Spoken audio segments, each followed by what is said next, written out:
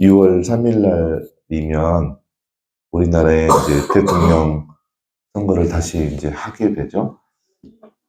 6월 2일인가요? 3일이 맞죠? 네, 3일이 맞아요. 3일 날 대통령 선거를 다시 하는데, 이게 선거철이 다가와서 보니까 여기 다니엘 선지자가 이제 등장을 하죠. 다니엘 선지자는 되게 좀 독특하신 분이에요. 독특한 분. 왜 그러냐면 왕을 우리가 이제 지금도 마찬가지지만 왕이 바뀌게 되면 그 밑에 신하들은 한꺼번에 다 물갈이를 하거든요. 특별히 이제 다니엘 선지자는 느부갓네살 왕이 왕으로 있을 때도 굉장히 귀한 일을 맡은 중직을 맡았던 신하고, 그다음에 느부갓네살 왕 다음에 이제 다리오 왕이 이제 또 왕이 됐잖아요.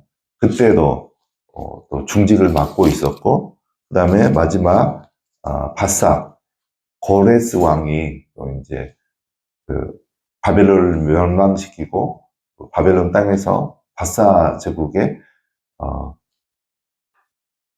고레스 왕이 이제 통치할 때도 그때 중요 요직을 또 맡고 있었어요.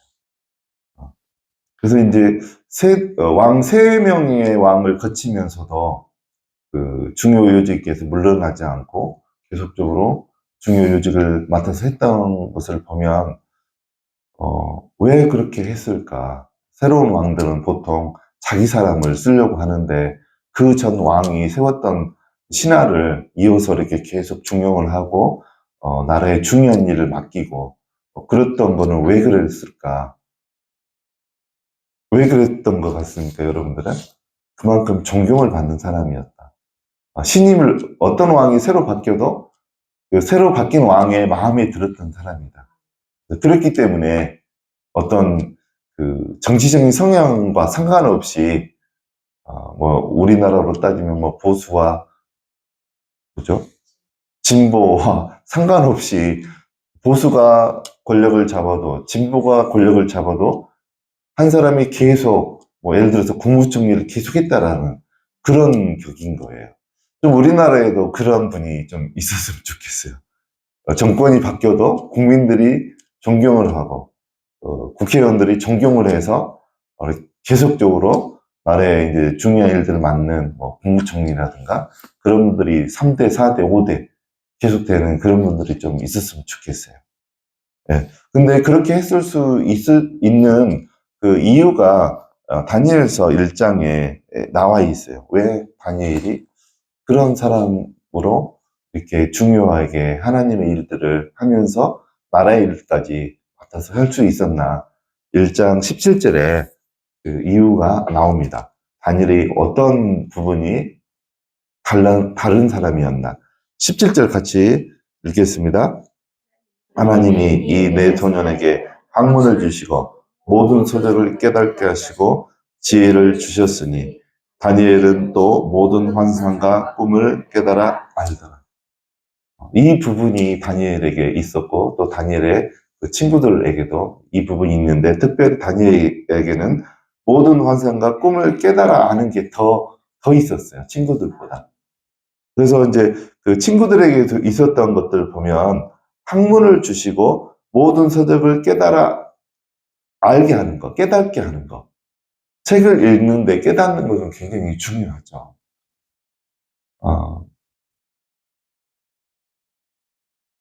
특별히 이제 이런 능력이라고 말하면 능력이 있지만 책을 읽었을 때 핵심을 빨리빨리 깨닫는 것이 굉장히 중요하죠. 이런 부분이 분명히 있어요.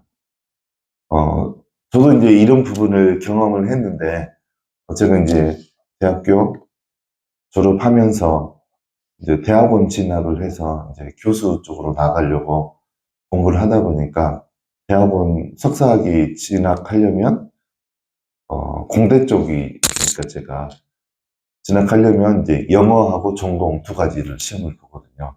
근데 그 영어 시험이 이렇게 쉽게 이렇게 나오는 게 아니고 독해력 중심으로 지문이 예를 들어서 한 본문을 가지고 질문이 한 5가지에서 많은 거는 10가지 정도 질문이 나오는데, 그 본문이 이렇게 짧은 것이 아니고 막 20줄, 30줄씩 이렇게 나오는 본문들을 가지고 영어 시험을 봐요. 독해력 중심으로. 제가 그때 준비했을 때. 그러다 보니까 영어를 빨리빨리 읽어내고 거기에서 그 시험 문제에서 원하는 답들. 그러니까 이제 대충 이런 질문들을 하죠. 위 본문에서 글쓴이가 말하려고 하는 주제가 뭡니까? 1번, 2번, 3번, 4번, 5번. 옛날에는 보통 4번까지 나온 객관식이었는데 요즘에는 5번까지 나와요. 선택지가. 5번 중에 이제 골라야 되고, 그 다음에 이 글을 쓰는 지은이의 감정이 어떻습니까? 그러면 이제 5가지에서 또 골라야 되고. 그 다음에 이 글 다음에는 어떤 글이 나오겠습니까? 예상해 보십시오. 이제 그런 글도 나오고, 그 다음에 굉장히 간단한 거는, 제일 간단한 것은 밑줄친 영어 단어의 뜻이 무엇입니까? 그거는 그냥 쉬운 거죠. 제일 쉬운 거. 생각 안 해도 되니까. 그렇게 해서 이제 한 20개 문제가 10개 나오고 뭐 그래요. 근데 그 문제가 보통 한 1시간 안에 풀어야 되는데 좀 벅찰 정도로 문제가 많이 나오거든요. 그래서 그거를 잘 풀려면, 수많은 이제 훈련을 하는 거죠. 저는 그거를 이제, 대학교 1학년 때부터 그 대학원 가려고 공부를 했으니까 한 4년 정도는 그 집중해서 영어 공부를 했던 것 같아요. 근데 영어 공부를 하다 보니까 느끼는 게 영어 공부를 하면서 국어 공부가 되는 거예요. 어, 방금 이야기한 그런 것들 다 빠른 시간 안에 파악해가지고 답을 해야 되니까. 그래서 이제 여기 다니엘서의 1장 17절에 나오는 모든 서적을 깨닫는 그런 훈련이 자동으로 됐던 것 같아요. 4년 동안 이게 그 영어 공부를 하다 보니까 국어 공부도 되고, 글쓴이의, 이 글을 쓰는 글쓴이의 심정이 어떨까요? 감정이 어떨까요? 뭐 그런 문제도 나오니까. 그래서 책을 읽을 때 이게 빨리빨리 그 깨달아지는 그런 훈련이 영어 공부하면서 저는 됐던 것 같아요. 그러면서 이제 제가 결국은 바로 대학교 나와서 대학원을 진학을 못했어요. 중간에 이제 계획이 바뀌어서, 예를 들어서 대학원 시험을 봤는데 떨어지면 대책이 없는 거예요, 저는. 그리고 나이가 또 됐기 때문에 직장에 일단 들어가서 나중에 대학원은 가자. 그렇게 하고 공기업에 이제 들어간 거죠. 근데 그 공기업에 들어가고 난 다음에 한참 지나서 하나님한테 이제 궁금해서, 하나님 내가 왜 이렇게 4년 동안, 진짜, 저기, 하루에 막 13시간, 14시간씩 영어 공부를 앉아서 했거든요. 그러면 여름에는 염증이 생겨가지고 앉아만 있으니까 염증이 생길 거 아니에요. 그래서 종기가 나가지고요. 막 주먹만큼 크게 나가지고 한의원 가서 이렇게 막 생살을 칼로 갈라서 짜내고 막 그랬거든요. 굉장히 아프게. 그래서 왜 대학원도 못 갈 건데 이렇게 영어 공부를, 뭐 하나님 시킨 건 아니지만 이렇게 그 시간이 너무 아깝다고, 그 4년 동안 영어에 그 투자한 시간이. 근데 보니까 그것도 하나님께서 계획하셨던 거더라고요. 지금 보니까. 왜 그러냐면 책을 읽으면 굉장히 빨리 내 것이 돼요. 책 속에 한 권 읽으면 굉장히 빨리 다 파악이 되는 거예요. 지은이가 말하려고 하는 주제가 뭔지, 핵심이 뭔지, 감정이 뭔지, 그런 것들이 빨리빨리 깨달아지는데, 무엇보다 제일 좋은 거는 그게 성경을 읽을 때 이제 그렇게 되는 거예요. 예전에는 그게 안 됐는데, 대학원 준비하면서 그렇게 했던 영어 공부가 성경을 읽을 때 이제, 성경을 읽을 때 하나님의 감정이 막 느껴지고, 하나님이 이 말씀을 무슨 목적으로 써놓으셨을까?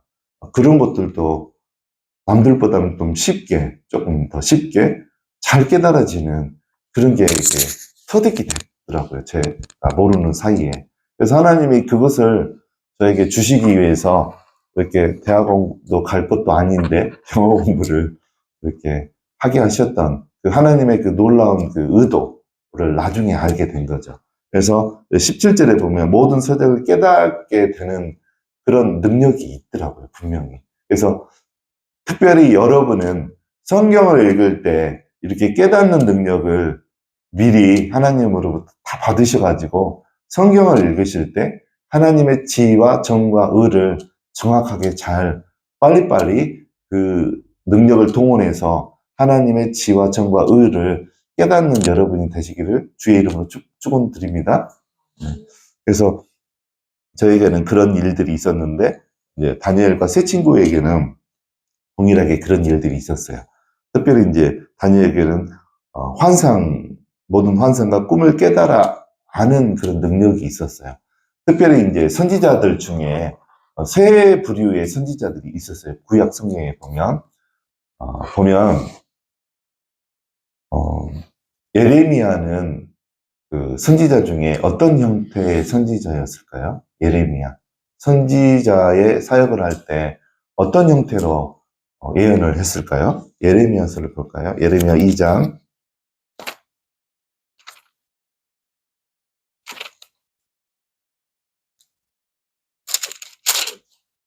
2장 1절 1절 2절 예레미야 2장 1절 2절 읽겠습니다. 여호와의 말씀이 내게 임하니라 이르시되 가서 예루살렘의 귀에 이칠지어다. 여호와께서 이와 같이 말씀하시기를 내가 너를 위하여 내 청년의 때의 인애와 내 신혼의 때의 사랑을 기억하노니 곧 씨 뿌리지 못하는 땅 그 광야에서 나를 따랐음이니라. 예레미야 선지자는 여기 1절에 나오는 것처럼 예언을 어떻게 했냐면 하나님 말씀 임해서 했어요. 말씀이 임해서. 그러면 오늘 본문에 나오는 다니엘은 예언을 어떻게 했을까요? 다니엘은 예레미야하고 좀 다르게 예언을 했어요.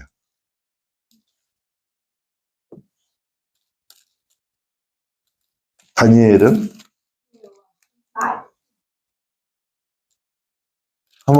다니엘은 어떻게 예언을 했을까요? 그 방금 이야기한 예레미야는 하나님 말씀이 임했어요.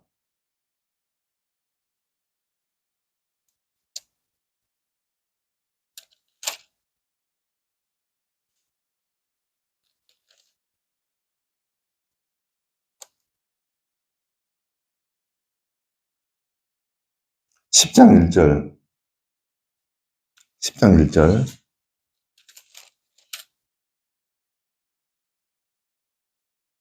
네, 다니엘서 10장 1절 읽어볼까요?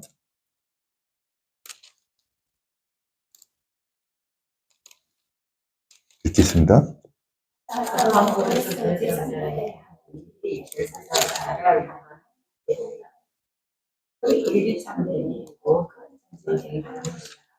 다니엘이 그를 분명히 알았고 그 산상을 8장 1절도 볼까요? 다니엘서 8장 1절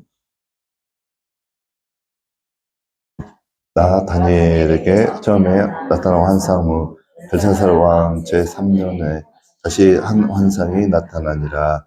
2절도 읽어볼까요? 내가 환상을 보았는데 내가 그것을 볼 때에 내 몸은 엘람 지방 수산성에 있었고 내가 환상 보기는 을레 강가에 있습니다.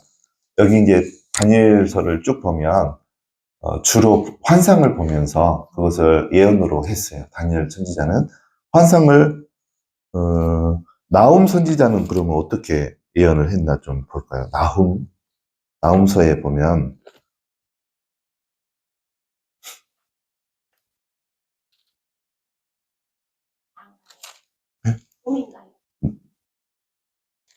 나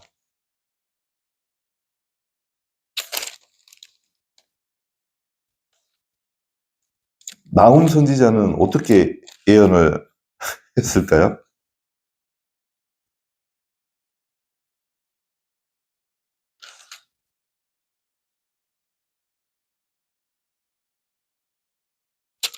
나훔 선지자도 제가 알기로는 환상을 보면서 예언을 했던 분이에요. 그래서 그 구약 선지자가 이제 세 가지 형태로 예언을 했어요.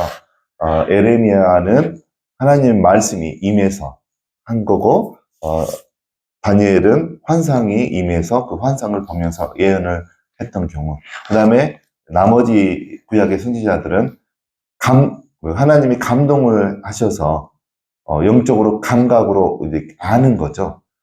깨달아서 그렇게 예언을 했던 분들이 이제 나머지 예언 선지자들. 그래서 이제 다니엘이 이제 느부갓네살 왕 때 고위 관리로 이제 세움을 받죠. 세움을 받을 때 왕이었던 느부갓네살 왕이 몇 가지 이제 꿈이나 환상을 보게 돼요. 꿈을 꾸게 되고 환상을 보게 되고. 그래서 첫 번째 꿈을 꾸는데 꿈을 꾸는데 그것을 바벨론의 신하들이 알아내지를 못해요. 왜 그랬냐면 느부갓네살 왕이 꿈까지 이야기하라고 그랬거든요. 꿈까지. 그러면 꿈을 꾼 느부갓네살 왕은 꿈의 내용이 뭔지는 알겠지만 그 신하들이 거기 이제 신하들도 박수들이라고 하잖아요.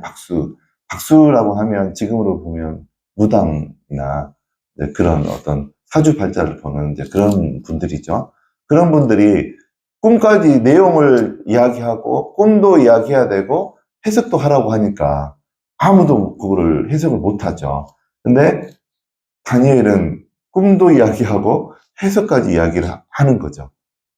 이제 그런 사건이 있었고 그 뒤로 이제 느부갓네살 왕이 황금 신상을 세워놓고 절하게 하죠. 근데 다니엘과 친구들이 절을 안 하니까 사자굴에 넣어버리죠. 근데 그 사자굴에 넣었는데 다니엘과 그 세 친구들이 죽은 게 아니고 그 불 속에서 하얀 옷을 입은 존재가 더 보이는 걸 보면서 살아나서 머리카락도 타지 않는 상태로 그 풀물불 가운데서 나오는 것을 보면서 느부갓네살 왕이 하나님이 살아계신 것을 느부갓네살 입에서 느부갓네살 왕은 바벨론 왕이죠. 근데 살아계신 하나님을 이렇게 높이는 그런 일들을 하죠.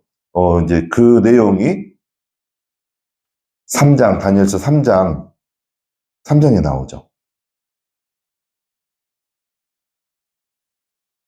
3장 28절 읽겠습니다. 느부갓네살 왕이 말하여 이르되 사드락과 메삭과 아벳느고의 하나님을 찬송할지로다. 그가 그의 천사를 보내사 자기를 의뢰하고 그들의 몸을 바쳐 왕의 명령을 거역하고 그 하나님 밖에는 다른 신을 섬기지 아니하며 그에게 절하지 아니한 종들을 구원하셨다. 풀무불 가운데서 나온 네 사람을 보면서 이런 찬양을 이방 왕이 하는 거예요. 어떻게 보면 이게 그 고백일까? 이 정도면 신앙인 아닐까? 이 정도의 고백이면 신앙인이 아니면 나올 수 없는 그런 고백들을 하는 거를 알 수 있어요. 근데 이제 또 이제 이랬던 느부갓네살 왕이 두 번째 또 꿈을 꿔요. 두 번째 꿈을 꾸는데 이제 이제 여기에서는 꿈을 꾸는데 꿈의 내용이 이제 1절부터 오늘 본문 1절부터 이제 쭉 다니엘서에 보면 나오죠. 1절부터. 꿈의 내용이 뭐냐면 한 나무가 보여요. 크고 높은 한 나무, 이파리도 많고 거기에 각종 짐승들이 들어오고 새들도 들어오고 하는데 갑자기 하늘에서 순찰하는 사람이 거룩한 자가 나타나더니만 가지를 다 패라. 그리고 밑둥까지 잘라라. 그리고 그 구루터기는 쇠 줄로 이렇게 묶어놔라. 이제 그 소리가 나온과 동시에 나무가 베어지고 이제 그런 꿈을 꾸어요. 그러니까 이 꿈이 굉장히 생생하게 꾼 꿈이어서 느부갓네살 왕이 이제 또 신하들에게 꿈 이야기를 하면서 이번에는 꿈을 이야기해줘요. 그래서 이걸 해석하라고 하니까 또 못하니까 또 다니엘이 또 불림을 받아서 다니엘에게 해석을 하라고 하니까 다니엘이 이제 그 해석을 하죠. 그래서 이제 그 해석의 내용이 19절부터 나와요. 19절부터 나오는데 19절만 한번 좀 읽어볼까요, 저희가? 벨드사살이라 이름한 다니엘이 한동안 놀라며 마음으로 번민하는지라 왕이 그에게 말하여 이르기를 벨드사살아 너는 이 꿈과 그 해석으로 말미암아 번민할 것이 아니니라. 벨드사살이 대답하여 이르되 내 주여 그 꿈은 왕을 미워하는 자에게 응하며 그 해석은 왕의 대적에 응하기를 원하나이다. 저는 다니엘이 왜 이렇게 3대 왕이 바뀌었는데도 계속 신하로 중용이 됐을까? 그 답을 저는 19절에서 찾았어요. 다니엘은 다른 사람이었어요. 다니엘은 그 내용을 벌써 알고 있었어요, 해석을. 근데 해석을 바로 말한 게 아니고 해석의 그 꿈의 내용을 보니까 느부갓네살 왕에게 안 좋은 일이 일어날 것이 포함된다는 것을 알고 있었어요. 그래서 어떻게 보면 그 실제 내용은 그렇잖아요. 7년 동안 짐승들처럼 바깥에서 잠자고 이슬을 맞고 수염이 길고 지금 보면 그 정신분열이거든요. 정신분열 상태로 7년을 왕의 역할을 하지 못하고 왕 자리에서 쫓겨나서 그렇게 살 것을 다니엘은 알고 고민을 한 거죠. 이걸 그대로 이야기해야 되나? 어느 정도로 감해서 이야기해야 되나? 이 놀라운 그 청천벽력과 같은 그런 꿈의 내용을 통해서 왕이 얼마나 놀랬을까? 어떻게 하면 위로를 해드릴까? 그것 때문에 고민을 한 거예요. 번민을 한 거예요. 그러니까 다니엘의 그 영적으로 뛰어난 것도 있었지만 인간적으로도 굉장히 인격적이었다. 그래서 왕들이 바뀌어도 한 칼에 이렇게 치워지지 않고 이렇게 존경을 받고 신하로서 이렇게 쓰임을 받았구나를 알 수 있었어요. 그래서 19절에 다니엘의 이런 모습을 우리가 좀 배워야 될 것 같아요. 사람을 사랑하는 마음, 존중하는 마음, 그가 상대방이 좋은 사람이든 나쁜 사람이든 상관없이 인간으로서 존중해주는 그런 마음, 다니엘에게 있었거든요. 그래서 다니엘이 고민을 한 거예요. 이거를 어떻게 말을 해야 되나. 그런데 마지막 부분에 그러잖아요. 이 꿈은 왕을 미워하는 자에게 응하며 왕에게는 왕의 대적에게 일어나기를 원합니다. 이렇게 이제 안심을 시키고 위로를 하는 게 나와요. 근데 결국은 이제 꿈의 내용 중에 이제 20절부터 보면 하나님께서 큰 나무로 느부갓네살 왕을 세웠는데 하나님께서 왕을 왕좌에서 내려오게 하고 이래 동안 이 7년의 해 동안 짐승들과 먹게 하고 이렇게 왕좌에서 쫓겨나게 할 것이다 라는 해석을 하죠. 그러니까 이제 느부갓네살이 하루하루가 이제 악몽을 꾸고 이제 그렇게 살았을 거예요. 근데 이제 오늘 본문 이제 28절에 보면 이제 그 다니엘이 해석해 준 꿈의 내용이 실제로 이제 벌어지게 된 계기가 28절부터 등장을 합니다. 28절부터 30절까지 읽겠습니다. 28절부터 이 모든 일이 나 느부갓네살 왕에게 임하였느니라.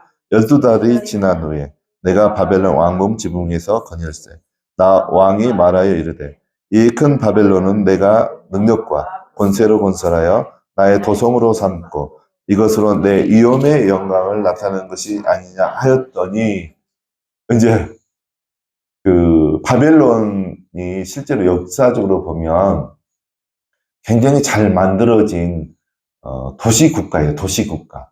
바벨론 성을 둘러싸고 성곽이 이렇게 건설되어 있는데 그 둘레가 성곽 위를 한 바퀴 돌면 정확한 기억은 없는데 한 24km 정도? 이렇게 한 바퀴 도는데 한 24km 정도 됐다라고 제가 역사 스페셜 보니까 대충 그렇게 기억이 나요. 근데 그 성곽에 마차 2대가 서로 교대로 지나갈 수 있는 그 정도 넓이의 성곽이에요. 그리고 성곽 밑에는 적군들이 못 쳐들어오게 수로, 깊은 수로가 파여 있어요. 그래서 한 몇 군데에만 다리를 놨다가 다리를 올려놓으면 그 누구도 이제 성 안에 못 들어오는 그런 잘 지어진 바벨론 성읍이었어요. 그래서 그 성곽 위에, 그 넓은 성곽 위에 이렇게 하루는 느부갓네살 왕이 가는데 자기가 봐도 기가 막힌 거예요. 성벽이 웅장하고 도시가 이렇게 너무 잘 꾸며져 있고, 바벨론 안에는 또 공중정원도 있었어요. 느부갓네살 왕의 그 부인이 메대 사람이에요. 메대. 지금으로 보면 그 이란 쪽, 그러니까 북쪽에서 와가지고 항상 그 좀 자기 부인 왕비가 우울증이 있었거든요. 그래서 향수병. 그래서 자기 나라, 메대 나라에 있는 그 흙이나 식물이나 동물들을 느부갓네살 왕이 가져왔어요. 수많은 그 노역자들을 동원해가지고, 그래서 공중정원을 세워놓은 게 그 이제 자기 부인을 위로하기 위해서, 향수병 걸린 부인을 위로하기 위해서 공중정원까지 그 바벨론 성읍 안에는 있었어요. 그러니까 얼마나 성읍이 튼튼하고 잘 지어졌겠어요. 그 노역자 중에 상당수가 유대인들이었어요. 전쟁에서 패배했던 그 예루살렘에서 끌려왔던, 또 그 북이스라엘에서 끌려왔던 그 사람들이 노역을 담당을 했죠. 그래서 그 잘 지어진 성벽 위에서 성읍을 바라보면서 느부갓네살 왕이 하면 안 되는 말을 한 거예요. 마지막 그 몇 절이죠? 30절을 한번 다시 읽어볼까요? 나 왕이 말하여 이르되 이 큰 바벨론은 내가 능력과 권세로 건설하여 나의 도성으로 삼고 이것으로 내 위엄의 영광을 나타내는 것이 아니냐. 쉽게 말하면 자뻑한 거예요, 자뻑. 스스로 자아도취해가지고 내가 능력이 많아서, 내가 잘나서 이런 큰 나라를, 위대한 성읍을 건설했다. 이제 이 소리를 하자마자 동시에 하늘에서 음성이 들려버린 거예요. 음성이 31절에 하나님으로부터 음성이 나는데, 31절 읽겠습니다. 이 말이 아직도 나 왕의 입에 있을 때 하늘에서 소리가 내려 이르되 느부갓네살 왕아 내게 말하노니 나라의 왕위가 내게서 떠났느니라. 청천벽력 같은 소리를 들은 거예요. 느부갓네살 왕이 직접. 그 다음에 32절도 읽겠습니다. 내가 사람에게서 쫓겨나서 들짐승과 함께 살면서 소처럼 풀을 먹을 것이요 이와 같이 7대를 지내서 지극히 높으신 이가 사람의 나라를 다스리시며 자기의 뜻대로 그것을 누구에게든지 주시는 줄을 알기까지 이르리라 하더라. 이 음성을 들린 거예요. 얼마나 놀랬을까. 자뻑하고 있는 중인데 갑자기 거기다 대고 하나님께서 이 이야기를 하시니까 정신이 나간 것 같아요. 그래서 이때 정신이 나가서 이제 그 정신분열의 현상이 나타나서 있으니까 신하들이 봤을 때 도저히 국사를 운영할 만한 그런 정신 상태가 아닌 거죠. 그러니까 이제 느부갓네살 왕을 왕좌에서 내려오게 하고 다른 사람을 왕으로 이제 세워서 바벨론을 이끌어가게 하죠. 그래서 이제 33절도 읽겠습니다. 그래서 바로 그때 이 일이 나 느부갓네살에게 응함으로 내가 사람에게서 쫓겨나서 소처럼 풀을 먹으며 몸이 하늘 이슬에 젖고 머리털이 독수리털과 같이 자랐고 손톱은 새의 발톱과 같이 되었더라. 이제 완전히 그 그림에 보면 쫓겨난 느부갓네살 왕 네이버에 쳐보면 모습이 나와요. 이제 광인, 한문으로 광인, 한글로는 미친 사람. 이렇게 손톱도 막 구부러질 정도로 자라있고, 머리카락도 막 헝클어져 있고, 수염도 이렇게 막 나있고, 그 모습이 있어요. 느부갓네살 왕. 한번 봐봐요. 그 모습이 그림에 그려진 게 있어요. 명화로. 네. 그래서 그렇게 그 일이 실제로 이제 일어납니다. 그래서 이제, 7년이 기한이 차니까, 이제 다시 다니엘이 예언했던 것처럼 총명이 다시 돌아와요. 그러면서 돌아오면서 이제 또 느부갓네살 왕이 하나님께 또 찬양하고 경배하는 내용이 이제 기록이 되어 있어요.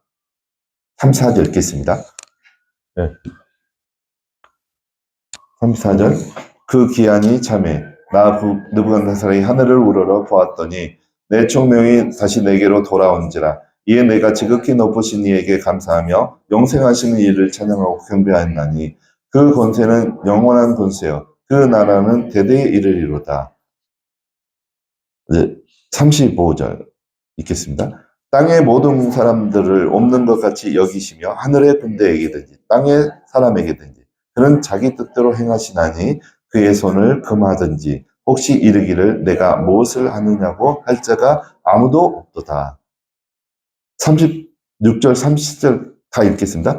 그때에 내 총명이 내게로 돌아왔고 또 내 나라의 영광이 다하여도 내 위엄과 광명이 내게로 돌아왔고 또 나의 모사들과 가문들이 내게 찾아오니 내가 내 나라에서 다시 세움을 받고 또 지극형 유세가 내게 더하였느니라. 그러므로 지금 나 느부갓네살은 하늘의 왕을 찬양하며 칭송하며 경배하노니 그의 일이 다 진실하고 그의 행하심이 의로우심으로 교만하게 행하는 자를 그가 능히 낮추시니라. 저는 이제 성경을 묵상을 오랫동안 했잖아요. 근데 제가 말씀 묵상을 하면서 좀 깨달은 게 한 가지가 있어요. 꾸준하게 말씀 묵상을 하면 말씀에서 있는 것들을 하나님이 다 경험하게 해요. 다 경험하게. 좀 형태는 바뀌지만 성경에 있는 진리들을 다 경험케 해줘요. 엄청 놀라운 거예요. 저는 다니엘서에 나오는 많은 부분들을 하나님이 경험케 해주셨어요. 다니엘서에 나오는 내생물이 있죠. 하나님이 보여주셨어요. 그런 것뿐만 아니라 저는 특별히 다니엘서 오늘 본문에 나오는 37절 마지막 부분, 37절 마지막 부분 보겠습니다. 교만하게 행하는 자를 그가 능히 낮추시니라. 저는 말씀 묵상을 하다 보니까 이 말씀을 경험케 해주셨어요. 뭐 깨닫게 해준 정도만 아니고 경험케 해주셨어요. 하나님이 얼마나 교만한 자를 싫어하시는지. 여러분들 이거를 내가 경험하지 않으면, 그러니까 지금 느부갓네살 왕은 성벽 위에서 자뻑하다가 완전히 7년 동안 이렇게 광인처럼 살았잖아요. 이 다음에 다시 왕으로 세워졌거든요. 총명이 돌아와서 느부갓네살 왕이 총명이 되돌아와서 다시 왕으로 또 직무를 또 수행을 했어요. 그때 느부갓네살 왕이 성벽을 걸었다고 하면 자화자찬하는 말을 했을까요? 감히? 안 했어요. 그대로는 정말 그렇게 하려고 해도 안 되는 거죠. 너무 무서운 일이니까. 그렇게 하는 게. 제가 말씀 묵상을 하다 보니까 이런 일들을 하나님이 경험하게 해주셨어요. 하나님이 교만한 자를 얼마나 싫어하는지. 그래서 저도 이제 이런 과정을 신대원 다닐 때 경험을 했는데, 그때 제가 교만한 말들을 했었어요. 하나님 앞에. 뭐였냐면, 그때 제가 신대원 다닐 때, 신대원은 3년이잖아요.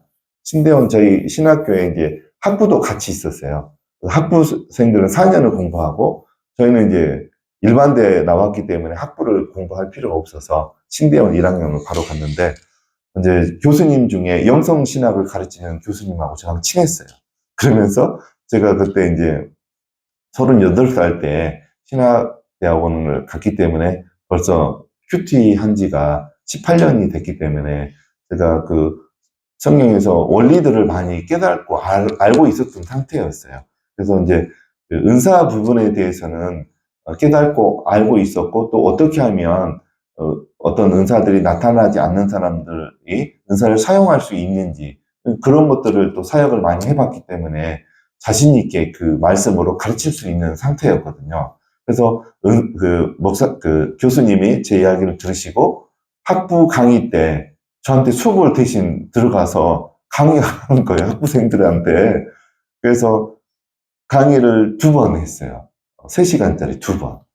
그리고 왔는데 이제 그 강의를 들었던 그 전도사님들이 그 방언 통역이라든가 예언에 대해서 좀 사역 가운데 사용하고 싶다라고 해서 좀 더 그 집중 훈련을 받고 싶다 그래서 제가 또 한 7분 정도를 더 이렇게 집중 훈련을 시켜드린 적이 있어요.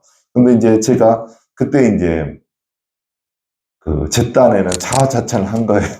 왜 그랬냐면, 신대원생들이 학부생들 그 강의에 들어가서 강의한 사람들이 없었거든요. 그때 당시에. 근데 이제 제가 신대원생인데도 불구하고 학부생들 강의에 3시간씩 2번을 강의한 거를 제가 이제 저희 동기들한테 막 자화자찬하면서 그 나를 높이면서 자랑하고 막 그랬거든요. 아, 근데 하나님은요, 특별히 죄 중에 교만의 죄를 굉장히 심각하게 다루시더라고요. 그냥 좀 넘겨주면 되지. 내가 얼마나 하나님을 잘 섬겼고, 말씀대로 살았는데, 그 좀 지나서 잊어주시면 얼마나 좋을까요? 라는 마음이 내 안에는 있었는데, 하나님은 특별히 교만의 죄는 단칼에 잘라버려요. 단칼에. 기다리지도 않아요. 여기 느부갓네살은 성벽에서 자화자찬하는 말을 하니까 하나님이 너를 왕좌에서 내리겠다고 한 말이 몇 일 있다가 들렸나요? 그 소리가?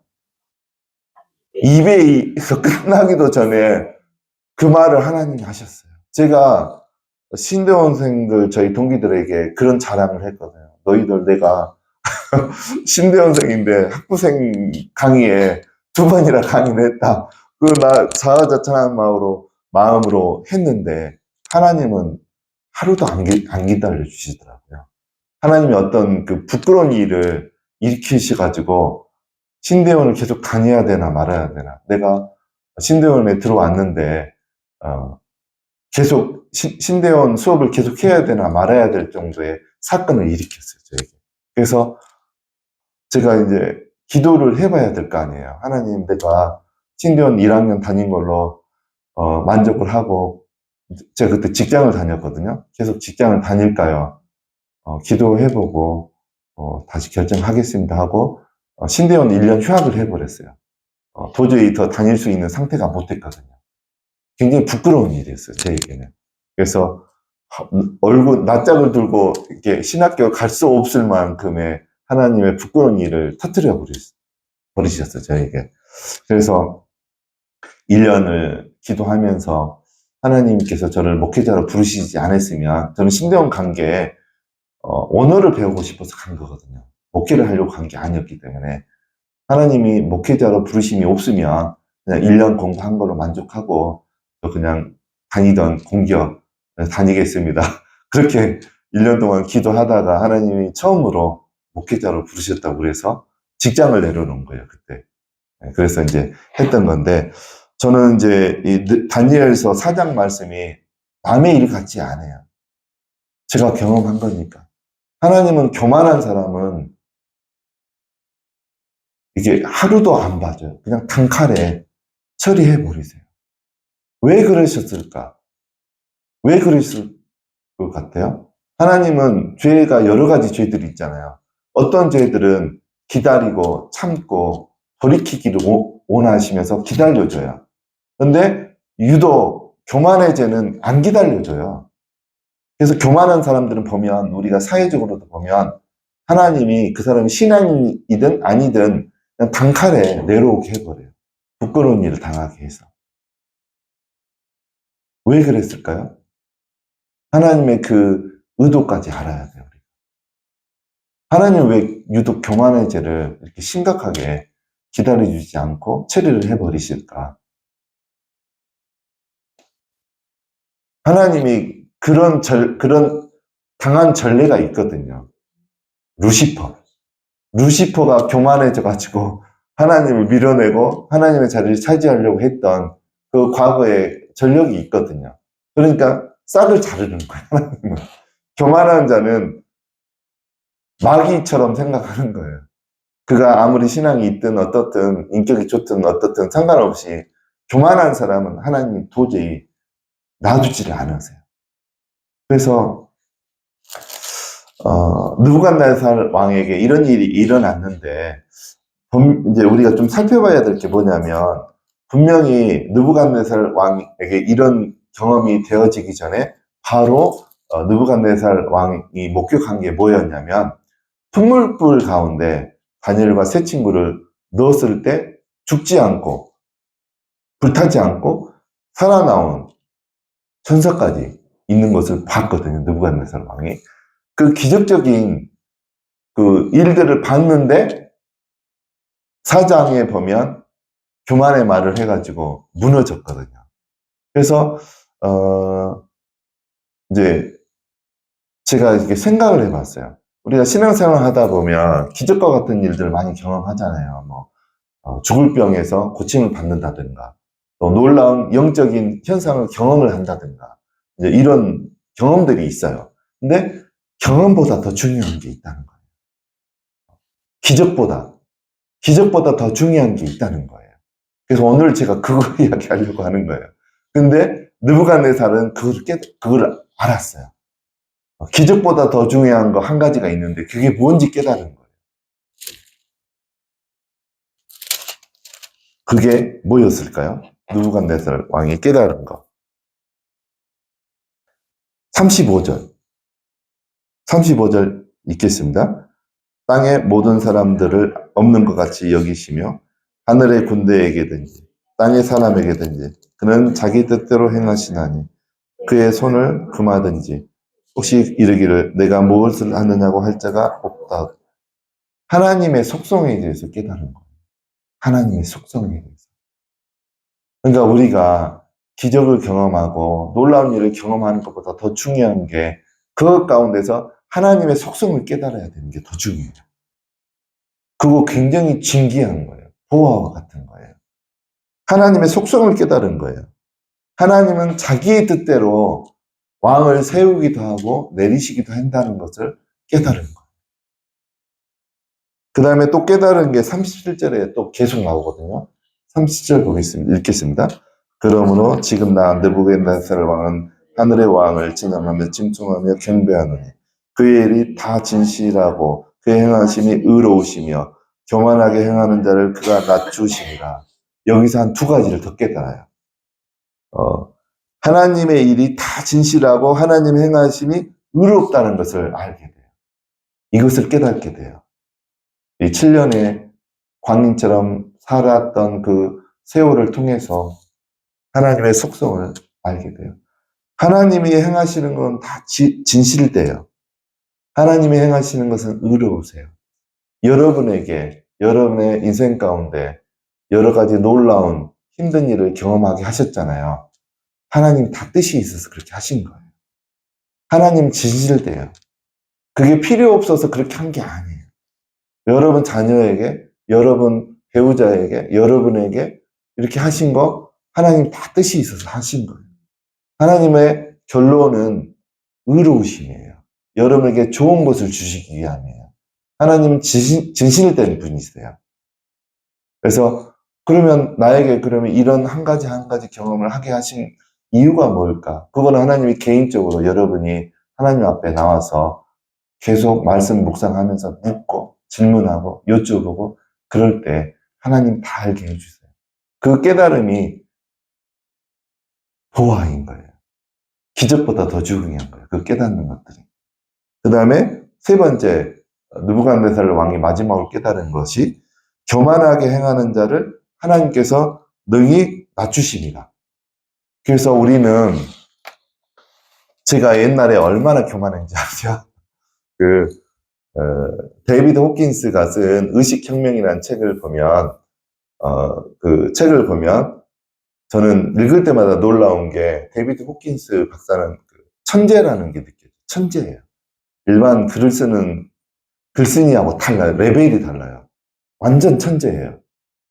그래서 저는 그 책을 읽고 난 다음에 의식혁명의 책을 읽고 난 다음에 너무 내용이 좋아서 데이비드 호킨스 박사님이 쓴 책을 우리나라에서 번역된 것들 다 그냥 한 2주일 이내에 다 구입해가지고 다 읽었어요. 그분 책이 대부분 특징이 두꺼워요. 어떤 책은 600페이지도 넘어가고 막 500페이지 넘어가고 그래요. 근데 너무 좋았는데 그분의 그 이제 책을 읽다 보면 사람들이 대부분 어떤 의식의 수준이 있다는 거예요. 의식의 수준. 그 수준에서 살아가는 거예요. 0이 죽음이고 20이 그 낭망이고 30이 깊은 슬픔이고 한 40이 어떤 그 우울함. 그 다음에 그 위로가 어떤 외로움. 그 다음에 그 위가 이렇게 쭉쭉쭉 있거든요. 근데 그 170, 의식의 에너지 수준이 170이, 뭐죠? 자부심이에요, 자부심. 그리고 이제 200이 평균이에요, 200. 200 위로는 긍정적인 거고, 200 아래는 부정적인 그 어떤 의식의 형태인 거예요. 202로 보면, 이제 뭐, 그, 500은 사랑이에요, 사랑. 그 책에는 500부터 기적이 나타난다는 거예요. 의식 수준이 500인 사람이 손을 얹으면 치유가 일어나고 막 그러는 거예요. 그 다음에, 1000이 깨달음이에요, 1000. 그러니까 깨닫는 게 굉장히 수준이 높은 거예요. 어떤 걸 깨닫는다는 거. 아무나에게 하나님이 깨닫는 것을 허락하지 않거든요. 그래서 거기에 보면 제가 170이 아까 자부심이라고 그랬잖아요. 자부심이 뭐냐면 여러분들 내 간증을 하는 거예요 지금. 여러분들 오해하지 마세요. 제가 그때 당시에 그 책을 읽으면서 그 공부를 이제 크리스찬 치유연구원에서 그 수업 중에 그 책을 가지고 교수님이 이제 공부를 했던 책이에요, 그 책이. 그래서 발제를 제가 맡아가지고 그 책을 읽고 제가 요약을 해서 제가 발표를 했던 책이거든요. 근데 공부를 하다 보니까 170의 의식 수준이 자부심인데 좋은 말로 하면 자부심이고 좀 그 책 옆에 보면 부정적인 의미로 그 170을 표현하는 게 뭡니까? 교만이에요. 또 다른 말로 하면 자화자찬. 입만 벌리면 자기 자랑하는 거. 입만 벌리면 내 자랑하는 거. 내가 그랬었어요. 그러니까 딱 신대원 1학년 때가 내 수준이 그 수준이었어요. 내가 한 번, 그 강의 2번 한 거 가지고 나를 엄청 높인 거죠. 교수님이 자기 강의 시간에 나한테 강의하라고 그랬다. 우리 동기들한테. 우리 동기들 들었을 때 얼마나 안 입고 곱겠어요. 그러니까 의식 수준이 나는 170이었어요. 근데 하나님이 그 사건을 일으켜가지고 완전히 저를 구렁텅이에 몰아넣고 낫을 들고 다닐 수가 없을 정도. 그래서 신대원에 1학년 휴학하게 되고 이제 그런 일들을 경험하게 하셨죠. 그러니까 그 뒤로는 내가 도저히 그렇게 할 수 없게 되는 거예요. 나를 높이려는 말이라든가 마음이 올라오면 무서운 거예요, 제가. 또 이걸 표현했다가는 또 수치스러운 일을 당할 건데. 느부갓네살은 얼마나 수치스러운 일이에요. 쫓겨났으니까. 동물들과 7년 동안 살았잖아요. 그래서 그 자부심이 강해서 그 입만 벌리면 자기 자랑하는 사람들이 있거든요. 지금도 있어요. 그러면 이제 협력사역자들 자기 소개할 때도 보면 그냥 눈에 보여요. 이제 여기까지 하겠습니다. 아, 저분은 아직 170이구나. 의식 수준이. 그래서 여러분들도 교만의 죄가 얼마나 하나님이 무섭게 처리하시나. 그래서 여러분들이 말 많은 것도 좀 자제를 하셔야 되고, 특별히 자기를 자랑하는 거는 금하셔야 돼요. 그 하면 안 되는 말이에요. 내가 내 입으로 나를 높이는 거는 하면 안 되는 말이에요. 그래서 여러분들이 그러시면서 하나씩 여러분들의 인생 가운데 어떤 힘들었던 경험들, 여러분들 자녀들에게 힘들었던 일들, 하나님 내가 왜 이것들을 경험을 했어야 합니까? 하나님한테 질문하시고 여쭤보시면 하나님이 하나씩 말씀 묵상할 때 깨닫게 하셔요. 그게 의식 수준이 1000이에요. 그게 깨닫는 게. 그러면 놀라운 일들을, 기적을 경험하는 것보다 훨씬 더 하나님의 속성을 빨리빨리 알아채요. 기적을 통해서 하나님의 속성을 깨닫는 것은 좀 어려워요. 기적을 통해서. 하나님 그냥 놀라우신 일을 하시는 분이시구나. 그 속성만 깨달지 더 깊은 하나님의 속성을 깨닫는 것은 우리가 질문할 때 하나님이 내 눈과 내 귀를 열어서 알게 해주실 때 깨닫게 되거든요. 그래서 여러분들이 그 말씀 묵상을 할 때 주로 또 깨달아지는 부분이 많아요. 제가 그래서 말씀 묵상을 계속 해왔기 때문에 이런 부분도 내가 그냥 말씀 묵상을 안 하면 저와 같은 일을 당하면 참 내가 재수가 없었다 하고 1년 동안 고생하고 그냥 말았을 거예요. 근데 그것 가운데 하나님 나에게 원하셨던 게 뭐였을까? 말씀 묵상을 내가 했기 때문에 다니엘서를 묵상하다가 안 거죠. 하나님이 나에게 이게 교만함이 있었기 때문에 하나님 나를 치셨구나. 그냥 오래 기다려 주시지도 않았구나. 바로 그냥 침대에 못하게 하고 이렇게 하셨구나. 그것을 깨달았어요. 그래서 여러분들이 말씀 묵상을 더 지금 잘 하시는데 아직 손에 익지 않고 내 신앙 가운데 아직 익숙하지 않은 분들은 좀 더 분발해서 다른 거는 필사는 그거 안 해도 돼요. 성경 필사는. 그거는 성경에 나오지도 않는 거고. 근데 통독은 해도 돼요. 굉장히 좋은 거거든요. 근데 우리가 더 열심히 집중해야 될 것은 말씀 묵상이에요. 말씀 묵상을 꾸준히 하게 되면 기적보다 더 중요한 것을 여러분들이 많이 깨닫게 되어질 줄로 믿습니다. 여러분들 다 그렇게 하시길 예수님의 이름으로 축원드립니다.